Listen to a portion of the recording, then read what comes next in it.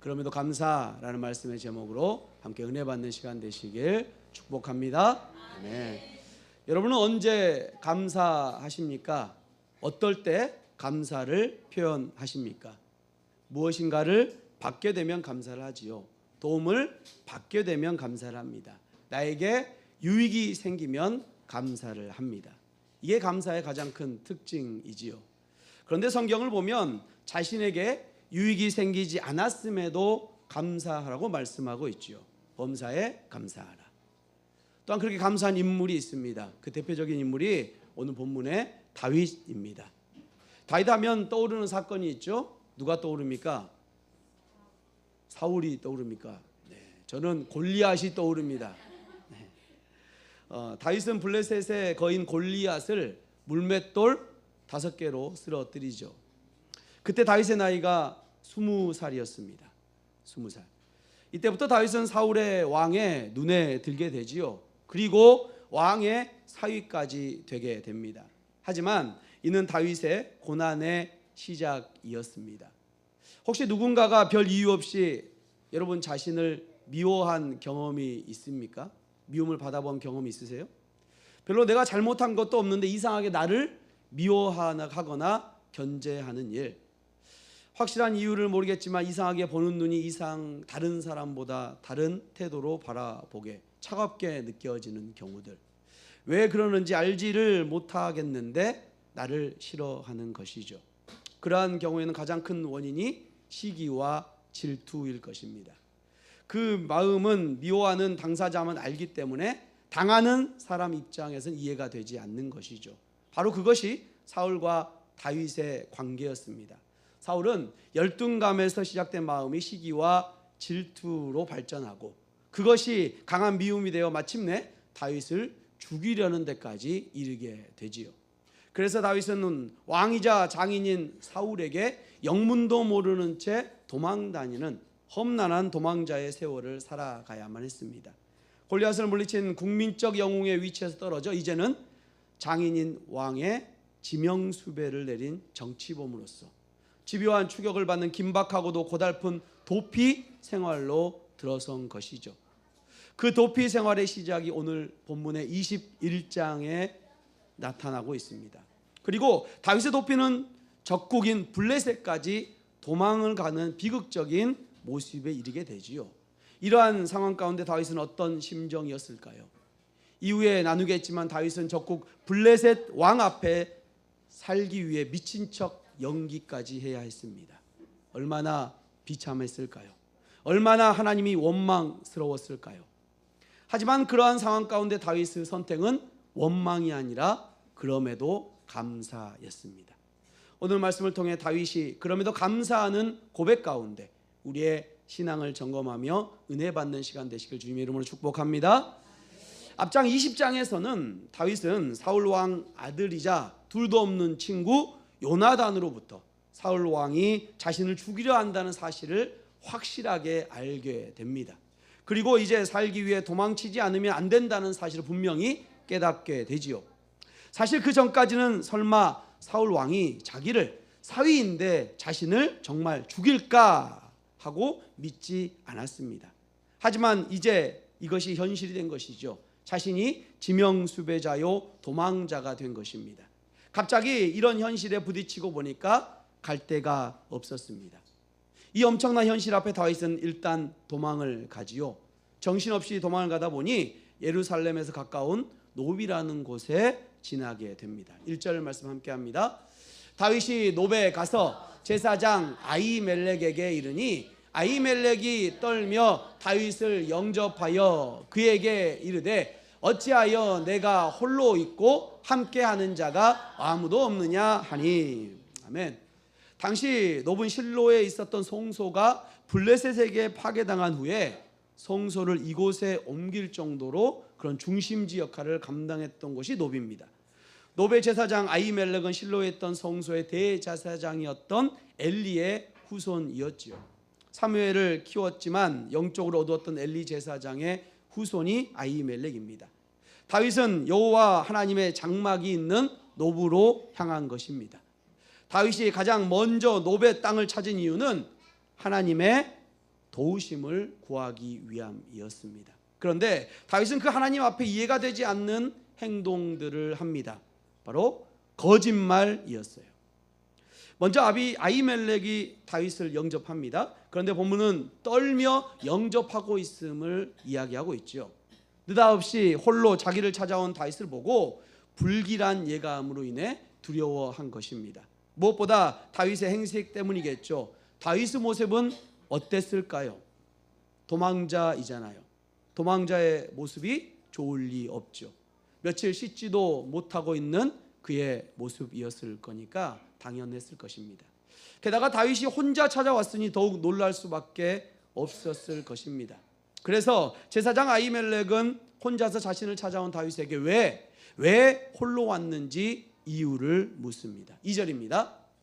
다윗이 제사장 아히멜렉에게 이르되 왕이 내게 이를 명령하고 이르시기를 내가 너를 보내는 것과 내게 명령한 일은 아무것도 사람에게 알리지 말라 하시기로 내가 나의 소년들을 이러이러한 곳으로 오라고 말하였나이다. 아멘. 다윗은 사울 왕으로부터 은밀한 임무를 받아왔음을 말합니다. 다윗은 사울 왕으로부터 도망다니는 도망자 아니겠어요? 그런데 은밀한 임무를 받은 것이 아니었죠. 거짓말을 하고 있는 것입니다. 지금 다윗은 혼자 도망자의 신세가 되어서 자신의 생명을 보존하기 위해 긴급하게 피해야 하는 상황이었습니다. 그러한 자신의 상황을 모면하기 위해서 거짓말을 하고 있는 것이죠.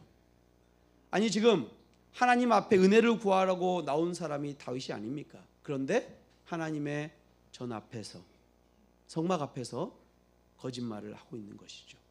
이러한 다윗의 모습은 연약한 인간의 본성의 모습을 바라보게 됩니다. 그러면서도 다윗은 제사장 아히멜렉에게 무엇인가를 달라고 구하고 있습니다. 그것은 두 가지였는데 그 첫 번째 내용이 3절에 나옵니다.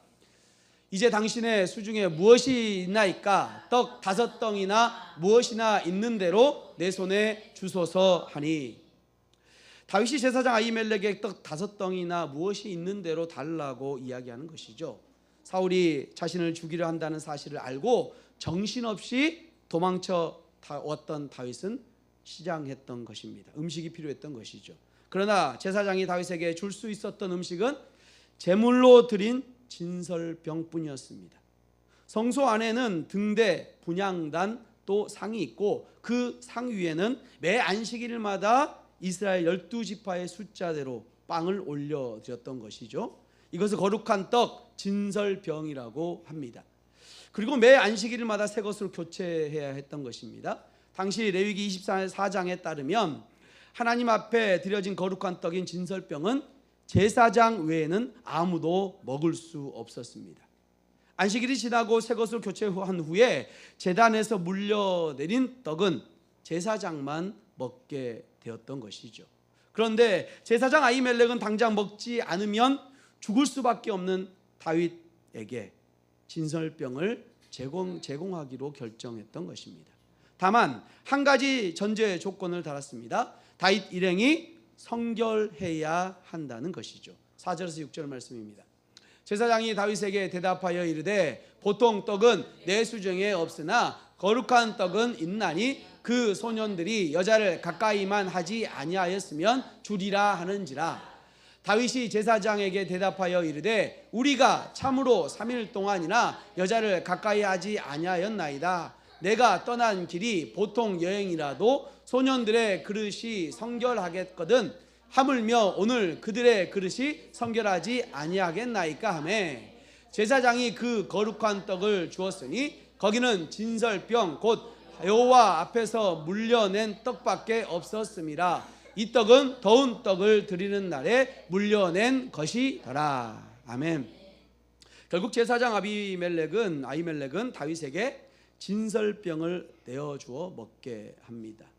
그런데 본문 어느 곳에도 다윗이 제사장이 먹던 진설병을 먹는 것에 대한 어떤 책망도 표현해 있지 않지요. 경고 또한도 없습니다. 아니 율법을 어긴 것이 아닙니까? 율법은 누구에게나 공평하게 적용돼야 하는 것이 아닙니까? 공의의 하나님이시니까요. 그럼에도 성경은 더 이상 그 문제를 언급하고 있지 않습니다. 그런데 바로 이 사건이 일어난 때부터 1000년쯤 지난 후에 예수님이 안식일에 밀밭을 지나다가 손으로 밀의 벼를 먹는 제자들을, 그 바리새인들이 안식일에 금지된 일을 행했다라며 비방하는 그 사건 가운데 설명으로 사용하십니다. 바로 얼마 전 누가복음 6장 3절에서 5절 말씀입니다. 예수께서 대답하여 이르시되 다윗이 자기 및 자기와 함께한 자들이 시장할 때에 한 일을 잊지 못하였느냐. 그가 하나님의 전에 들어가서 다만 제사장 외에는 먹어서는 안 되는 진설병을 먹고 함께한 자들에게는 주지 아니하였느냐. 또 이르시되 인자는 안식일의 주인이라 하시더라. 아멘. 이 말씀이 무슨 뜻입니까? 율법이 생명보다 우선하지 않다는 것이죠. 아히멜렉은 이 율법의 원래 뜻을 잘 알고 잘 파악하고 있었고, 그래서 그대로 실천한 것뿐입니다. 율법의 핵심이 무엇입니까? 하나님 사랑, 이웃 사랑이지요. 그런데 지금 당장 굶어 죽어가는 사람이 있는데 못 본 채 하는 것은 하나님의 뜻일 수가 없는 것입니다. 일반 사람들이 먹을 수 없는 이 빵을 먹으면서 다윗은 무슨 생각을 했을까요? 야, 배고픈데 이게 웬 떡이냐? 실컷 먹고 배부르자라고 생각했을까요? 아니죠. 다윗은 그 빵을 먹으면서 하나님의 은혜를 생각했을 것이 분명합니다.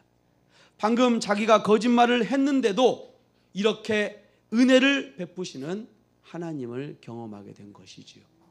지금 쫓겨다니면서 길에서 수없이 하나님을 향해 서운함을 느끼고 원망을 했을지도 모릅니다. 하나님 억울합니다. 제가 왜 이렇게 사울 왕으로부터 쫓김을 당해야 합니까? 도대체 왜 내가 무엇을 했기에, 제가 무슨 죄를 졌기에 이런 도망자가 되어야 합니까? 그런 생각으로 지금 달려왔을 것입니다. 그런데 이 빵을 먹게 되면서 하나님이 나와 함께 하고 계시구나 라는 확신을 가지게 된 것이죠. 그리고 다윗은 아히멜렉에게 제사장에게 요청을 합니다. 8절입니다. 다윗이 아히멜렉에게 이르되 여기 당신의 수중에 창이나 칼이 없나이까? 왕의 일이 급함으로 내가 내 칼과 무기를 가지지 못하였나이다 하니. 아멘. 다윗은 급하게 도망쳤기 때문에 중요한 음식과 무기를 가지고 올 수 없었죠. 그래서 제사장에게 우선 생계가 직접 관계인 먹을 것을, 생명에 관련된 먹을 것을 구했습니다. 그리고 앞으로 있게 될 적들과의 싸움을 사용할 창과 칼을 또 찾고 있었죠. 그런데 지금 여기가 어디입니까? 이 높당이 어디죠? 성소이죠. 성소에서 무기를 찾고 있다니 정말 어처구니 없는 일이죠. 그런데 이런 과정 가운데 다윗은 또다시 거짓말을 합니다. 왕의 일이 급하여 무기를 가지지 못했다는 거짓말을 하는 것이죠.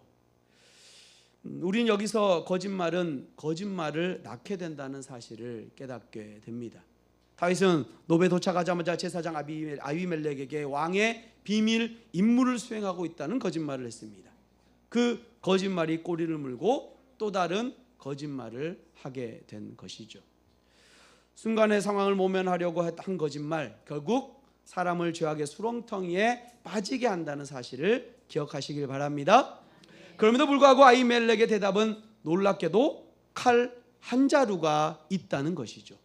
그것도 보통 칼이 아니라 이전에 다윗이 엘라 골짜기에서 싸워 죽인 블레셋 사람 골리앗의 칼이라는 겁니다. 9절입니다.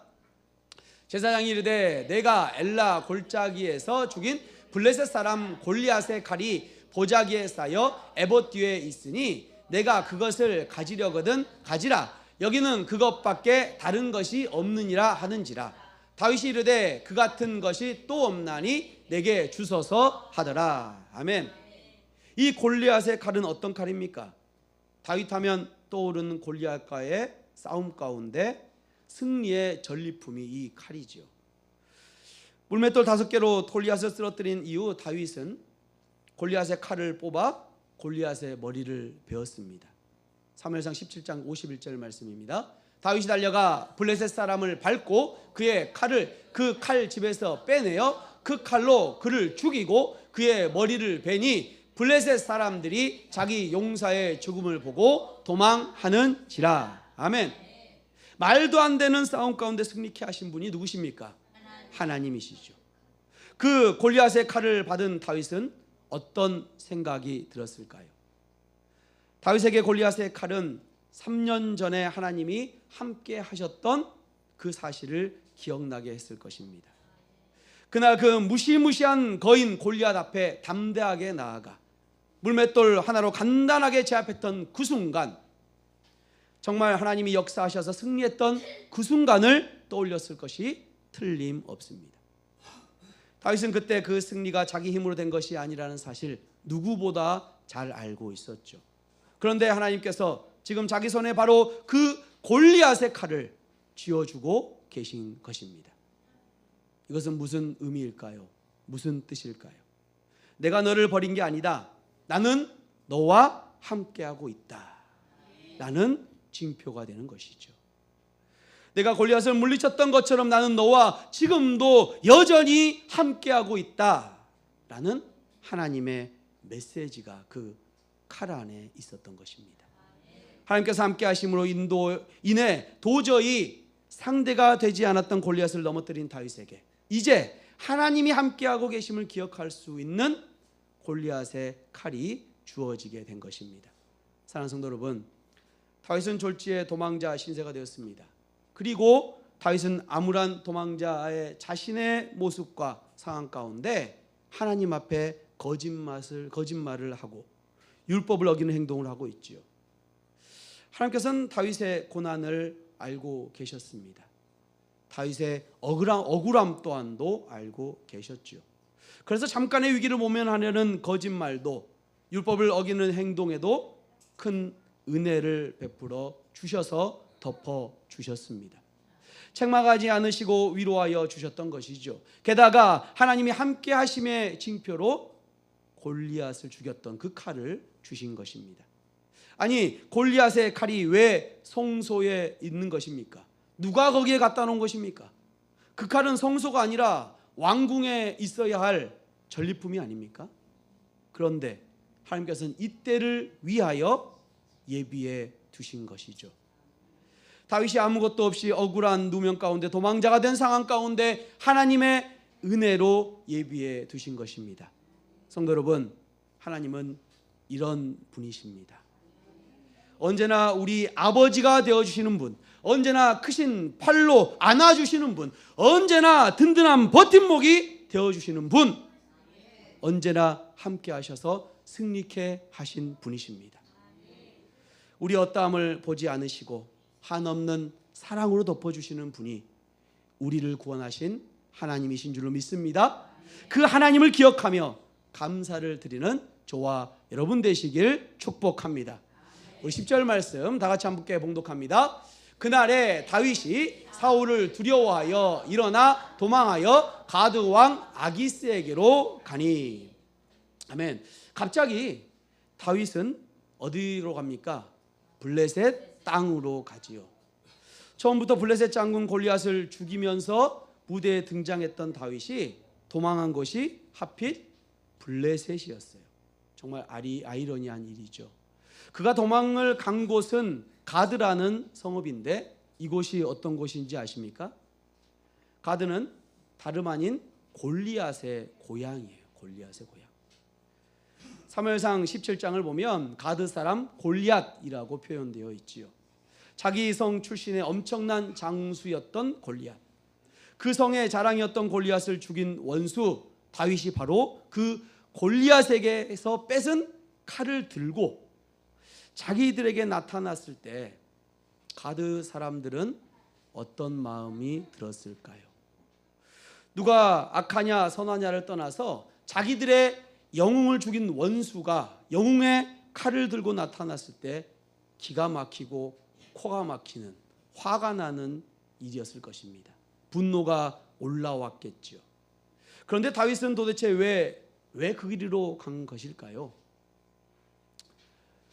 그 이유를 확실히 알 수 없지만 확실한 사실은 그 정도로 다윗이 다급했다는 것을 알 수 있습니다. 무엇으로 다급했습니까? 사울 왕으로부터. 사울 군대가 자기를 죽이려고 추적해오는 이때에 너무나 다급한 나머지 원수의 땅임에도 불구하고 가드에 갈 수밖에 없었다는 것이죠.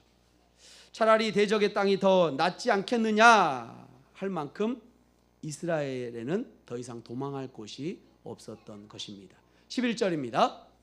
아기스의 신하들이 아기스에게 말하되 이는 그 땅의 왕 다윗이 아니니까 무리가 춤추며 이 사람의 일을 노래하여 이르되 사위 죽인 자는 천천히요 다윗은 만만이로다 하지 아니하였나이까 한지라. 아멘. 그런데 간신히 건너간 블레셋 땅인데 가드 왕 아기스 앞에 서는 순간 다윗은 위기를 맞이하는 것이죠. 잘못 왔구나. 당시는 TV나 신문이 없었을 때였어요. 다윗이 골리앗을 죽였다는 소문이 퍼졌어도 다윗이 어떻게 생겼는지는 알 수 없었죠. 그런데 아기스의 신하들은 다윗을 보고 첫눈에 알아봤습니다. 게다가 당시 이스라엘의 인기 유행어가 있었습니다. 사울이 죽인 자는 천천히요 다윗이 죽인 자는 만만이다라는 이 노래가 아주 퍼져 있었다는 것이죠. 심지어 그것은 댄스곡이었습니다. 본문에 뭐라고 말하고 있습니까? 춤추며 불렀다는, 춤추며 부르는 아주 댄스곡이었어요. 그런데 이 곡이 어디까지 전했던 것이죠? 블레셋 적국까지 전해졌습니다. 역시 음악에는 국경이 없는 것 같습니다. 이때 다윗은 그 말을 듣고 정신이 번쩍 들었던 것이죠. 이는 그 땅의 왕 다윗이 아니니까 라는 그런 말 때문이죠. 아니 그 땅의 왕이 무슨 자기입니까? 누구죠? 사울이 지금 왕 아니에요. 그런데도 자기를 그 땅의 왕이라고 하고 있는 것입니다. 사울이 자기를 죽이려고 해서 도피한 것인데 아기스의 신하들은 자기를 가리켜 그 땅의 왕이라고 부르고 있는 것이죠. 그러니까 블레셋 사람들도 다윗이 실질적인 왕이고 사울보다 낫다는 것을 알고 있었습니다. 이제 사울의 위협을 피해서 왔는데 또다시 죽음의 위기가 닥친 것입니다. 이때 다윗이 어떻게 합니까? 12절 13절 말씀 함께 합니다. 다윗이 이 말을 그의 마음에 두고 가드 왕 아기스를 심히 두려워하여 앞에서 그의 행을 변하여 미친 척하고 대문짝에 그적거리며 침을 수염에 흘리매. 다윗이 갑자기 어떻게 한 거예요? 미친 거예요. 미친 사람의 연기를 하는 거예요. 어떻게까지 연기합니까? 질질 흘리고 또 대문에 가서 글적거리고 있는 거예요. 나 미친 사람. 눈 하늘을 보면서 이렇게. 상상이 되십니까? 다음 연기를 해요. 그 이유에는 두 가지의 이유가 있어요. 첫 번째는 당시 미신에 의하면 없었기 때문이에요. 미친 사람을 죽이면 그 미친병이 자기에게 옮겨진다라는 그 사람의 당시의 사람의 그런 인식이 있었어요. 그러니까 미친 척하면 그들이 최소한 자기를 죽이지 않을 것이라는 기대였기 때문이죠. 또한 미친 사람은 당연히 경멸의 대상이었습니다. 미친 척하면 경멸을 당하지만 생명을 부지하고 죽임을 당하지 않을 가능성이 높았기 때문이죠. 다윗을 두려워하면 죽여 없앴겠지만 경멸하면 죽일 이유가 없던 것입니다. 그런데 어떤 사람은 이것을 보고 다윗이 이렇게 훌륭한 미친 사람의 연기를 펼칠 수 있었던 것은 평소에 훈련했으며 잘 보고 배웠기 때문이라고 이야기하는 자들도 있습니다. 사울 왕의 미친 모습을 옆에서 많이 지켜봤기 때문에 현장 교육을 너무 잘 받아서 실감나게 연기를 했다는 것이죠. 그 말도 한편으로 보면 일리가 있는 것 같긴 합니다. 교육을 실제로 듣고 배우는 게 아니라 보고 배우는 것이기 때문이죠. 어쨌든 중요한 것은 하나님께서 우리의 삶의 모든 것을 들어 쓰신다는 사실입니다. 이로 인해 위기를 모면하게 됩니다. 14절 15절 말씀입니다. 아기스가 이르되 너희도 보거니와 이 사람이 미치광이로다. 어찌하여 그를 내게로 데려왔느냐? 내게 미치광이가 부족하여서 너희가 이자를 데려다가 내 앞에서 미친 짓을 하게 하느냐? 이자가 어찌 내 집에 들어오겠느냐 하니라. 아멘. 정말 다윗은 미친 연기를 정말 잘했던 것 같습니다. 웬만하면 눈치챘을 것인데 지금 눈치채지 못하고 있잖아요. 그런데 정말 미친 사람처럼 행동했기 때문에 부정 탄다고 왕이 명령한 걸까요? 당연히 그렇게 생명은 건졌지만 다윗이 왜 이렇게까지 초라하고 비참한 지경으로 내려가야만 했을까요? 10절과 12절 말씀 다시 한번 보겠습니다. 그날에 다윗이 사울을 두려워하여 일어나 도망하여 가드 왕 아기스에게로 가니 12절이요. 다윗이 이 말을 그의 마음에 두고 가드 왕 심히 두려워하여. 지금 다윗은 누구를 두려워했습니까?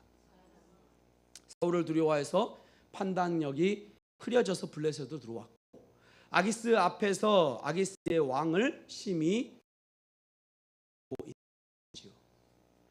그 앞에 미친 척까지 해야 하는 비참한 형편인 것입니다. 말씀에 따르면 이 상황에 딱 맞는 말씀이 있습니다. 잠언 29장 25절 말씀입니다. 사람을 두려워하면 올무에 걸리게 되거니와 여호와를 의지하는 자는 하리라. 아멘. 순간 사람을 두려워했더니 올무에 걸렸습니다. 그러나 결국 주님을 의지했더니 안전해졌던 것이죠. 사람을 두려워하게 되면 우리도 엉뚱한 결정을 하게 되고 또 엉뚱한 일을 하게 됩니다. 그러나 다윗은 이러한 실수의 과정을 거치면서 하나님을 붙들게 되지요. 잠시 실수할 때가 있었지만 결국 하나님을 붙든 것입니다. 시편 56편을 보면 다윗이 가드에서 블레셋인에게 잡힌 때라는 표제어가 있습니다. 거기서 다윗은 이렇게 간절히 기도합니다. 56편 1절에서 4절입니다. 하나님, 나를 불쌍히 여겨 주십시오. 사람들이 나를 짓밟습니다. 온종일 나를 공격하며 억누릅니다. 나를 비난하는 원수들이 온종일 나를 짓밟고 거칠게 나를 공격하는 자들이 참으로 많아지고 있습니다. 오 전능하신 하나님, 두려움이 온통 나를 휩싸는 날에도 나는 오히려 주님을 의지합니다. 나는 하나님의 말씀만 찬양합니다. 내가 하나님만 의지하니 나에게는 두려움이 없습니다. 육체를 가진 사람이 나에게 감히 어찌 하겠습니까? 아멘. 세번역 성경으로 봤는데요, 다윗의 속마음이 그대로 드러난 그런 찬양이지요. 자신을 우겨싸고 자신을 죽이려 하는 온종일 자신만 짓밟으려고 하는 사람들이 몰려오는데 그 사람들을 두려워하지 않고 결국은 하나님, 여호와 하나님만 의지하겠다고 찬양하고 있는 것입니다. 56편에서 도와달라고 기도했더니 하나님께서 구해 주신 줄로 믿습니다. 다윗은 급박한 상황 속에서 이런 기도를 하나님께 드린 것입니다. 아무리 급박한 상황이라도 주님만이 우리의 피난처가 되시는 줄로 믿습니다. 주님만 의지하시길 축복합니다. 사랑하는 성도 여러분, 다윗은 억울한 누명을 쓰고 도망자 신세가 되었습니다. 갑작스런 도망자가 된 상황 가운데 거짓말을 하고 율법도 어겼지요. 그럼에도 선하신 하나님께서는 은혜를 베풀어 주셨습니다.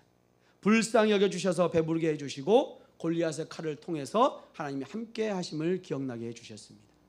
그럼에도 불구하고 다윗은 사울왕에 쫓겨 적국 블레셋으로 도망하지요. 결국 가드왕 아기스 앞에서 업신여김을 받고 목숨을 구걸하며 미친 척하게 됩니다. 성도 여러분, 다윗은 하나님께서 왕으로 기름 부음 받은 자였습니다. 그러나 미친 사람처럼 되는 왕과 전혀 반대의 가장 낮은 인생의 길을 지금 걷고 있는 것이죠. 이러한 상황 가운데 다윗은 절망하지 않고 하나님께 감사를 합니다. 그가 감사한 이유는 오직 한 가지, 하나님의 은혜 때문이었습니다. 가드왕 아기스 앞에서 미친 척 연기한 다윗이 연기를 잘해서 살 수 있었을까요? 그렇지 않지요. 그 상황에서 하나님께서 가드왕 아기스의 눈을 가리지 않으셨다면 절대 살아날 수 없었을 것입니다. 이 사실을 안 다윗은 이렇게 하나님을 찬양합니다. 시편 34편입니다. 이 시편의 표제어는 아비멜렉 앞에서 미친 채 하다가 쫓겨나 지은 다윗의 시입니다. 4절에서 6, 7절 말씀 함께 합니다. 내가 주님을 간절히 찾았더니 주님께서 나에게 응답하시고 내 모든 두려움에서 나를 건져내셨다. 주님을 우러러 보아라. 내 얼굴에 기쁨이 넘치고 너는 수치를 당하지 않을 것이라. 이 비천한 몸도 부르짖었더니 주님께서 들으시고 온갖 재난에서 구원해 주셨다. 주님의 천사가 주님을 경외하는 사람을 둘러 진을 치고 그들을 건져 주신다. 할렐루야. 아멘. 다윗의 하나님을 향한 찬양의 고백이죠.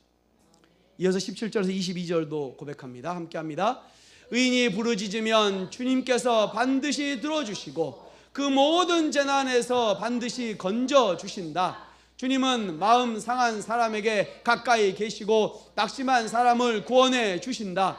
의로운 사람에게는 고난이 많지만 주님께서는 그 모든 고난에서 그를 건져 주신다. 뼈마디 하나하나 모두 지켜주시니 어느 것 하나 부러지지 않는다. 악인은 그 악함 때문에 끝내 죽음을 맞고 의인을 미워하는 사람은 반드시 마땅한 벌을 받을 것이다. 주님은 주님의 종들의 목숨을 건져주시니 그를 피난처로 삼는 사람은 정죄를 받지 않을 것이다. 아멘. 의인의 부르짖음을 외면하지 않으시는 주님. 그가 죽음 앞에 미친 척 연기하면서도 그는 하나님께 기도를 드리고 또한 구원해 주신 그 모습 앞에 하나님께 감사를 올려드리고 있는 것이죠. 시편 56편에서 급박한 상황 가운데 기도하고 또 하나님이 구해 주신 상황을 이렇게 노래하고 있는 것입니다. 아무리 실수하고 잘못된 결정을 했다고 하더라도 하나님이 어떤 깨달음을 이렇게 주셨을 때 그것을 깨닫고 돌이킬 수 있는 것이 신앙입니다.